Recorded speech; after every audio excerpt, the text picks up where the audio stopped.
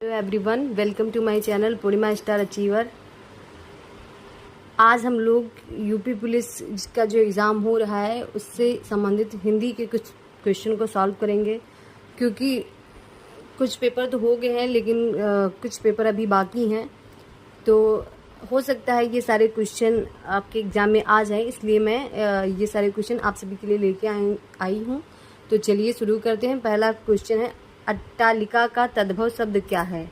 अट्टालिका का तद्भव शब्द होता है अटारी। क्या होता है? अटारी।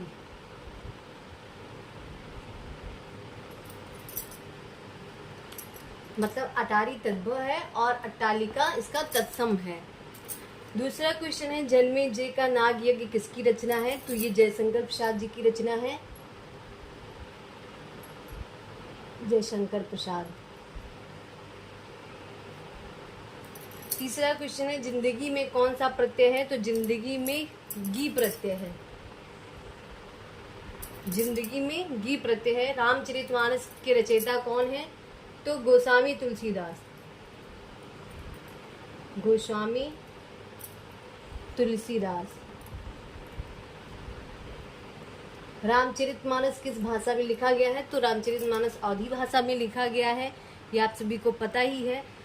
अगला क्वेश्चन है, जयद्रथ वध किसकी रचना है? तो मैथिली शरण गुप्त की। मैथिली शरण गुप्त। मैथिली शरण गुप्त जी की रचना है। प्रश्न नंबर 6 है, रंगभूमि के रचनाकार कौन है? तो प्रेमचंद्र जी हैं। मुंशी प्रेमचंद। मुंशी प्रेमचंद। 7वां क्वेश्चन है, तुलसीदास के गुरु का क्या नाम? गुरु कौन थे? तो तुलसीदास के गुरु थे नरिहर दास। नरिहर दास। 8वां प्रश्न है, वात्सल्य रस का सम्राट कौन है? तो सूरदास जी हैं। सूरदास। सूरदास। 9वां क्वेश्चन, भाषा का डिटेक्टर किसे कहा जाता है? तो कबीर को। कबीर को भाषा का डिटेक्टर कहा जाता है। 10वां क्वेश्चन है, पृथ्वीराज रासो किस काल में लिखा गया? तो आदिकाल में। आदि काल में। पृथ्वीराज रासो आदिकाल में लिखा गया। अट्टालिका का तद्भव शब्द होता है अटारी। जन्मे जय का नाग यज्ञ किसकी कृति है? तो जयशंकर प्रसाद की। जिंदगी में कौन सा प्रत्यय है? तो गी प्रत्यय है। रामचरितमानस के रचयिता कौन है? तो गोस्वामी तुलसीदास जी हैं। जयद्रथ वध किसकी रचना है? मैथिली शरण गुप्त जी की रचना है। रंगभूमि के रचनाकार कौन है? मुंशी प्रेमचंद्र जी हैं। तुलसीदास के गुरु कौन थे? नरहर दास थे। वात्सल्य रस का सम्राट कौन है? सूरदास हैं।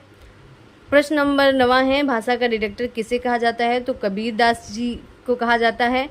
पृथ्वीराज रासो किस काल में लिखा गया? तो 10वां क्वेश्चन है, पृथ्वीराज रासो किस काल में लिखा गया? तो वो आदिकाल में लिखा गया। और इसके जो रचयिता हैं उनका नाम है चंद्रवर दाई। चलिए आगे बढ़ते हैं और 11वां क्वेश्चन देखते हैं। 12 सिंगा में कौन सा समास है? तो 12 है सिंह जिसके, तो यहाँ पे हो जाएगा बहुव्रीहि समास। 12 है सिंह जिसके अर्थात 12 सिंगा। 12वां क्वेश्चन है, चक्रपाणि में कौन सा समास है? तो चक्रपाणि में मतलब चक्र को धारण करने वाला अर्थात विष्णु जी, तो यहाँ पे भी बहुव्रीहि समास ही है।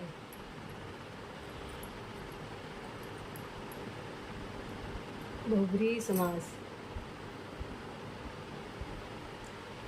13वां क्वेश्चन है, संगम का संधि विच्छेद क्या होगा? तो संगम का संधि विच्छेद होता है सम प्लस गम, संगम। 14वां क्वेश्चन है, दुरात्मा का संधि विच्छेद क्या होगा? तो दुरात्मा का संधि विच्छेद दुह धन आत्मा। दुरात्मा का संधि विच्छेद होगा दुह धन आत्मा। ये क्वेश्चन बहुत ही इम्पोर्टेंट है।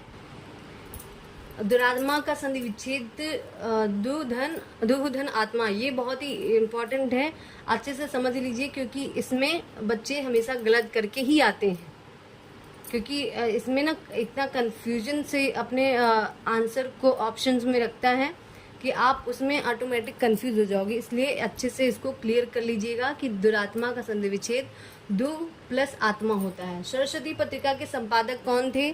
तो थे महावीर प्रसाद द्विवेदी। महावीर प्रसाद द्विवेदी।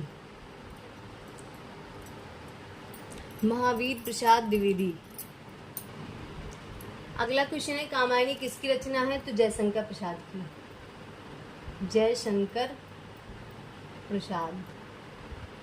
कामायनी जयशंकर प्रसाद की रचना है। पावक किसकी पर्यायवाची है? तो अग्नि की। पावक अग्नि की पर्यायवाची है।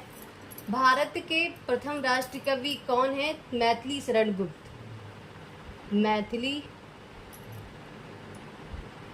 मैथिली शरण गुप्त। पा का उच्चारण स्थान क्या है? तो ओष्ठ, होठ से इसको बोला जाता है। गोधूम का तद्भव क्या होगा? गोधूम का तद्भव होता है गेहूं। गोधूम का तद्भव होता है गेहूं। बारहसिंगा में कौन सा समास है? बहुब्रीहि समास है। चक्रपाणी में कौन सा समास है? बहुब्रीहि समास है। संगम का संधि विच्छेद क्या होगा? समधन गम। दुरात्मा का संधि विच्छेद होगा दुधन आत्मा। सरस्वती पत्रिका के संपादक कौन थे? महावीर प्रसाद द्विवेदी जी थे। कामायनी किसकी रचना है? जयशंकर प्रसाद की रचना है। पावक किसकी पर्यायवाची है? अग्नि की पर्यायवाची है।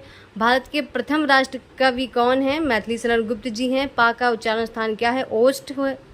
गोधूम का तद्भव क्या होगा? तो गोधूम का तद्भव होगा गेहूं।